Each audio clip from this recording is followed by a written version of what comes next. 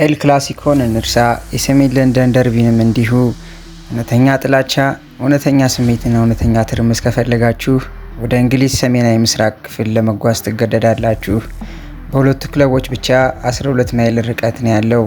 በታይን ዌልስ ደርቢ ከሴንት ጄምስ ፓርክ እስከ ስቴዲየም ኦፍ ላይት፣ ኒካስትል ከሰንደርላንድ። እነዚህ ሁለት ክለቦች የሚለያዩት በጂኦግራፊ ብቻ ሳይሆን መላውን ክልል ለሁለት በከፈለ ፉክክር ነው። በዚህ ፉክክር ጥቁርና ነጭ ለባሾቹ ከቀይና ነጭ ለባሾቹ በእግር ኳስ ሜዳ ሁሌም ይተናነቃሉ። ዝም ብለው የማይዋደዱ ጎረቤታሞች። እነርሱ የሚኖሩት ሌላኛው ወገን ለተሸነፈበት ቀን ነው። ይህ ፉክክር ከእግር ኳስም በላይ ነው። ኩራት፣ ማንነት፣ የ10 ዓመታት ታሪክ በእንግሊዝ እግር ኳስ ታይቶ በማይታወቅ እጅግ በጣም አደገኛ በሆነ እግር ኳስ ጨዋታ ከፒተር ባርድስሌይ እስከ ኒለን ኩዊን፣ ከአለን ሺረር እስከ ኬቨን ፊሊፕስ ድንቅቦችንና የማይረሱ ግጥሚያዎችን ብቻ አላስመዘገበም። ግርግር፣ እገዳን አልፎ ተርፎም የፖሊስ ፎርስን የዜና ዘገባ የተሰራበትን አስነዋሪ ቀንን ማሳይቶን ያውቃል። በዚህ ቪዲዮ ኒካስትልና ሰንደርላንድ በታይወን ደርቢ ትርምስና ግርግር እግር ኳስ በቀለጠው መንደር። በእንግሊዝ ፕሪሚየር ሊግ 31ኛ ሳምንት ኒካስትል ዘማክፒስ ከሰንደርላንድ ዘማኪንስ በሴንት ጄምስ ፓርክ የተገናኙበትን ጨዋታ በእንግዶቹ 1-2 አሸናፊነት ተጠናቋል። ከጨዋታው በፊት ኒካስትል 42 ነጥቦችን በመያዝ እንዲሁም ደግሞ ሰንደርላንድ 40 ነጥቦችን በመያዝ 11ኛና 13ኛ ደረጃን ይዘው ጨዋታቸውን ጀምረው የነበረ ሲሆን በ10ኛው ደቂቃ የኒካስትሉ 10 ቁጥር ለባሽ አንቶኒ ጎርደን ጎል ማስቆጠር ችሎ የባለሜዳዎችን ደጋፊዎች ጮቤ ያስረገጠ። ሆልዌይ ዘ ላድስ ዊ ልጆች የሚለው የኒካስትል ደጋፊዎች ጭፈራ የተቃራኒ ቡድኖች ደጋፊዎችን እያቆሰለ 45 ደቂቃውን መዝለቅ ቻለ። እስከ 57ኛው ደቂቃ ድረስ ምንም ለውጥ ያልነበረ ቢሆንም የኋላ በ57ኛው ደቂቃ ታሊብ ለሰንደርላንድ አቻ የሚያደርገውን ጎል ማስቆጠር ቻለ። ይህ በእንዲህ እንዳለ ኒካስትሎች በደጋፊያቸው ፊት ለማንሰራራትና መዲናታቸውን ድጋሚ ለመጨበጥ፣ ሰንደርላንዶች ደግሞ ያቻን ውጤት ለማስጠበቅ በሚደረግ ትግል ጨዋታው እስከ 75ኛው ደቂቃ ቀጠለ። የበላይነታቸውን ማስቀጠል የቻሉት ኒካስትሎች በተከላካያቸው አማካኝነት ጎል ማስቆጠር የቻሉ ቢሆንም ሰንደርላንዶች ከዳኛ በተሰጠው ውሳኔ መሰረት እነሱ እንዳስቆጠሩ ያክል ሴሌብሬት ማድረግ ቻሉ። ጎሉ ተሻረ። 158ኛው የታይዋን ዌር ደርቢ እንዲህ ያለ 90ኛው ደቂቃ ደረሰ። ባለሜዳው ጎል ያስቆጥራል በሚል ጥበቃ ሁሉም የእግር ኳስ ቤተሰብ አሰፍስፎ ነበር። ሆኖም 90ኛው ደቂቃ ከአያክስ አምስተርዳም በክረምቱ ሰንደርላንድን የተቀላቀለው ብራያን ብሮቢ ታፒን ሪባውንድ ጎል በማስቆጠር ከሜዳቸው ውጭ ወሳኝና ጣፋጭ የደርቢ ድል ማስመዝገብ እንዲችሉ አስቻለ። ኒካስትል 1 ሰንደርላንድ 2። ይህ የማይጠበቀው፣ ይህ በእብደት የተሞላው፣ ይህ በግራሚ ነገሮችና አስደናቂ ነገሮችን በማሳየት የሚታወቀው ደርቢ ዘንድሮም ሁለቴም ደሊቨር አደረገ። ሰንደርላንዶች የከተማ ተቀናቃኛቻቸውን በታይዋን ደርቢ ሁለቴ ማሸነፍ ቻሉ። ኤዲ ሃው የኒካስትሉ አሰልጣኝ ከጨዋታው በኋላ እንዲህ ሲሉ አስተያየታቸውን ሰጡ። ለመግለጽ የሚከብድ ህመም የሆነ ጨዋታ መጥፎ እረፍት እንዲኖረንና መጥፎ የምሳ ሰዓት ጊዜ እንድናሳልፍ ያደርገናል። ይህ በቀላሉ የሚታለፍ አይደለም፣ በጣም ልንቆጭ ይገባናል የሚል አስተያየት እንዲሰጡ አደረጋቸው። እንዳሉትም ሰንደርላንዶች ከኋላ ተነስተው ባስቆጠሯቸው 2 ጎሎች ኒካስትልን በማሸነፍ ጨዋታውን ብቻ ሳይሆን የደረጃ ሰንጠረዣቸውም ላይ ብልጫን በመውሰድ ጣፋጭ ድል አስመዘገቡ።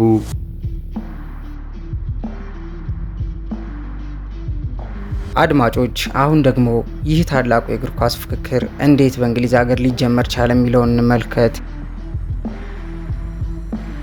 ሴንት ጄምስ ፓርክ እና የስቴዲየም ኦፍ ላይት የጦርነት አውድማ ከመሆናቸው በፊት የፉክክር መሰረቶች ቀድመው የነበሩ ናቸው። ሌላው ቀርቶ ሪያሊቲው ኒካስትል ፓርላሜንታሪውን ሰንደርላንድ የተቃርኖ ጎራ ከእንግሊዝ የእርስ በርስ ጦርነት ጊዜ ጀምሮ እንደጀመረ ይነገራል።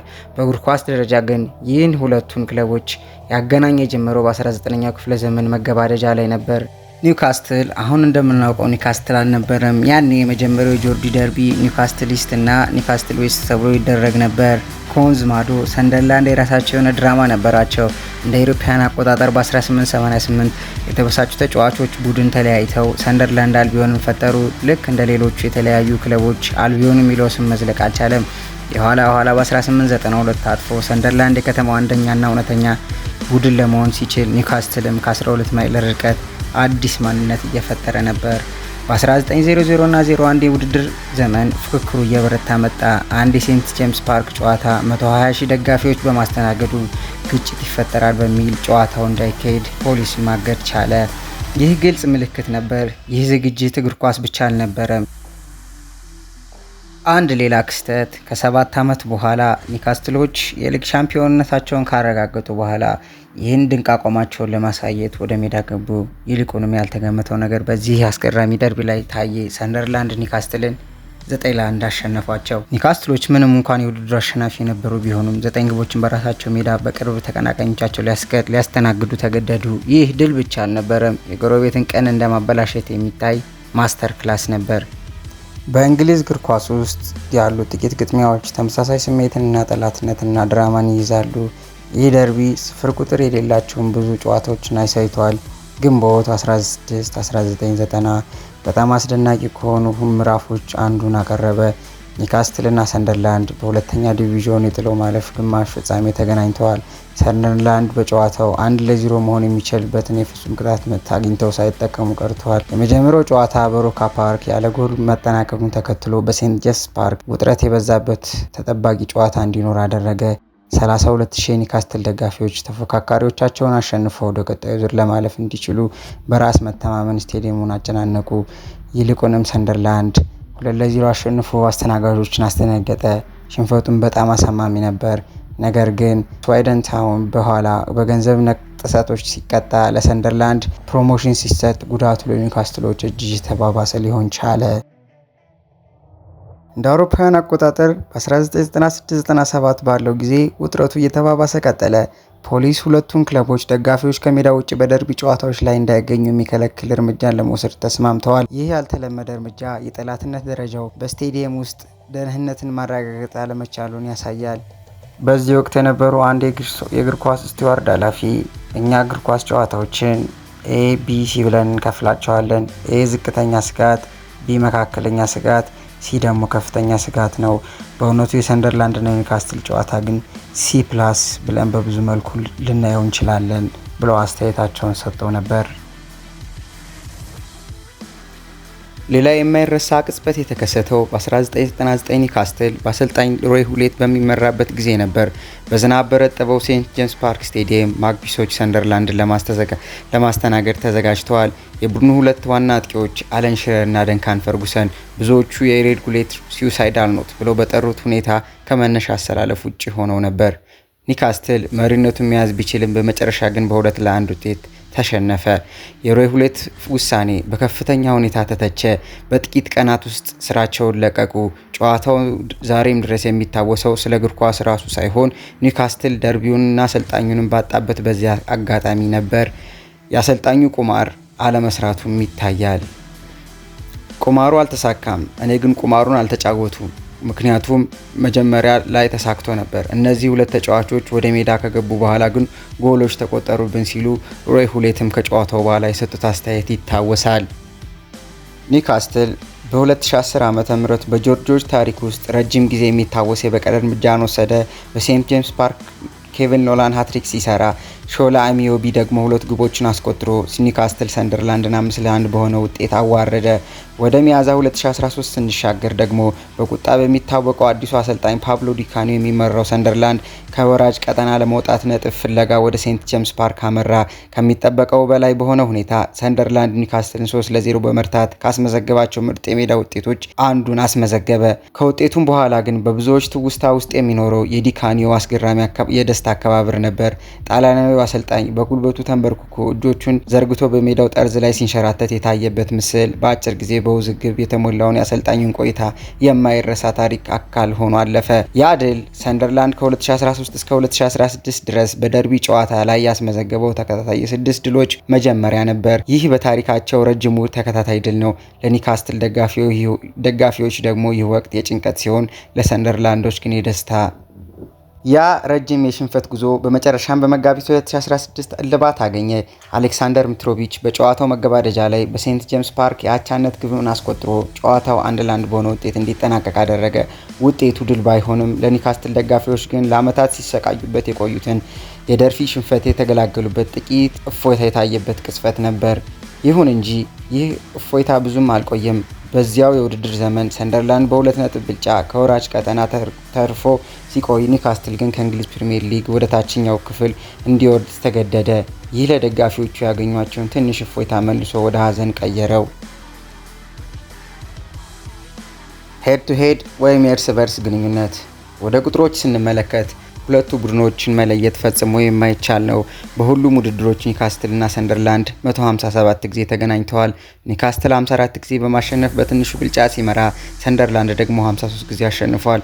ቀሪዎችን 50 ጨዋታዎች ደግሞ አቻ። እንኳን የድል ብዛት የጎል ቁጥር ግቦችን እንኳን ብንመለከት በጣም የተቀራረቡ ናቸው። ኒውካስትል 227 ግቦችን ሲያስቆጥር፣ ሰንደርላንድ ደግሞ 232 ግቦችን አስቆጥሯል። ይህ የሚያሳየው ሁለቱ ቡድኖች እጅግ በጣም ተቀራራቢ መሆናቸውን ነው።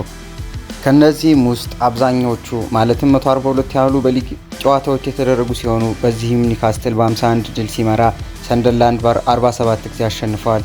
በኤፍኤ ካፕ በኩል ደግሞ እያንዳንዳቸው 3 ጊዜ በማሸነፍ እኩል ናቸው። ስለዚህም የድል የበላይነቱ ኦር ባርጌኒንግ ራይት ከጊዜ ወደ ጊዜ ወዲህና ወዲህ ቢልም፣ ታሪክ መዝገቦች ግን በሁለቱ መካከል ያለውን ልዩነት እጅግ ጠባብ መሆኑን ያሳያሉ። በእርግጥም እያንዳንዱ የደርቢ ጨዋታ ውጤቱ ወደ የትኛውም ወገን ሊያደላ እንደሚችል የሚታወቅ ነው። ውዶቻችን፣ እስካሁን ደግሞ ይህን እግር ኳስ ጨዋታ ከእግር ኳስ ጨዋታ በላይ ነው በሚለው እንመልከተው። ሁከትና ግጭቱን ደግሞ እናንሳ። የታይንዌር ደርቢ መቼም ቢሆን ደርቢ ብቻ ሆኖ አያውቅም። ይልቁንም ሁከት፣ ውጥንቅጥና አልፎ አልፎም በፈረሶች ላይ የሚሰነዘር ጥቃትን ጨምሮ የሚታወቅ ነው። ቀደም ብለን የጠቀስነው የ1990 የፕሌይኦፍ የግማሽ ፍጻሜ ጨዋታ ግጭትን እንመልከት። ከጨዋታው በኋላ አንዳንድ የኒውካስትል ደጋፊዎች ጨዋታው እንዲሰረዝ ለማድረግ ወደ ሜዳ ሰርገው ለመግባት ሞክረው ነበር። ሆኖም አልተሳካላቸውም። ወደ 2001 ስንሸጋገር ደግሞ ከደርቢ ጨዋታ ጋር በተያያዘ ፖሊስ 160 ሰዎችን በቁጥጥር ስር አውሏል።